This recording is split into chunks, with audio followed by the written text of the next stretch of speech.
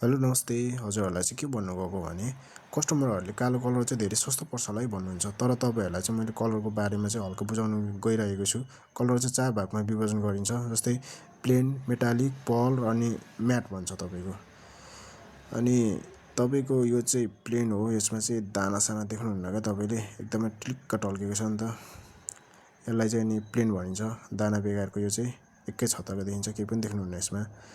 अनि यो चाहिँ मेटालिक भयो तपाईँको। मेटालिकमा चाहिँ के हुन्छ भने तपाईँको दाना देखिन्छ छर्र टाइपको, एकदम धेरैभन्दा धेरै देखिन्छ, बाक्लोसँगको। अनि कुनै सानो कुनै ठुलो देख्नुहुन्छ, यसमा रङ्गी बिरङ्गी दानाहरू देख्नुहुँदैछ नि त तपाईँहरूले। अनि यो चाहिँ कालै देखे पनि यो चाहिँ ग्रे मेटालिक नै हो। यो पनि यसमा पनि दाना छ क्या भित्र, सर्र देखिन्छ, झ्यार्र टाइपको। यो चाहिँ म्याट हो तपाईँको।